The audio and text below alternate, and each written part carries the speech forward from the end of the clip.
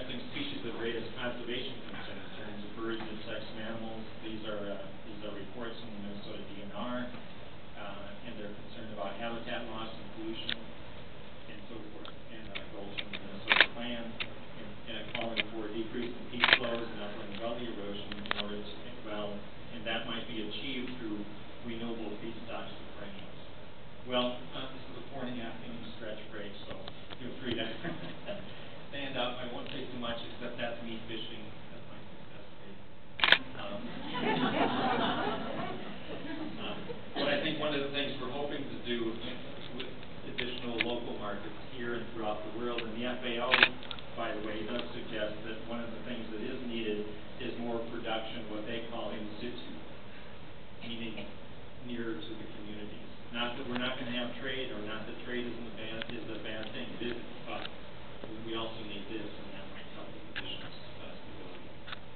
Well, what does some of the science say? And additionally, having to do with row crops, cover crops, animals on the land, vegetables, and the people that it takes to grow that. Here are some studies comparing organic, diversified, and conventional. These do not necessarily address exactly what Dr. Camper said, but they're studies comparing different systems throughout the upper Midwest, in Pennsylvania, and in California.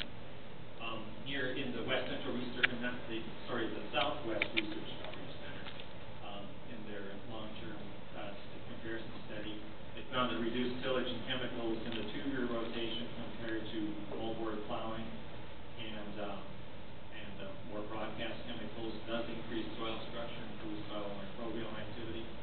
4-year rotations also further improve soil quality, and in their assessment and comparison, the organic systems with manure and diverse crop rotations have the highest overall quality of soil and significantly increased soil carbon. What about profitability?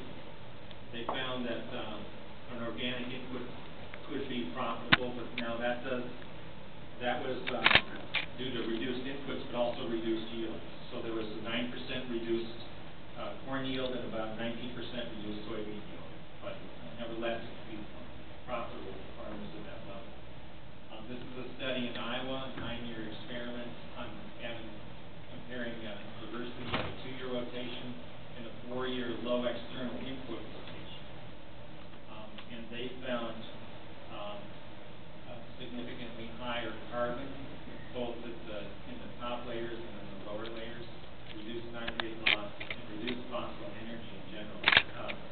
This does not have animals on it. This is a cropping system comparison. But that was due. They also found the yields were similar in those studies.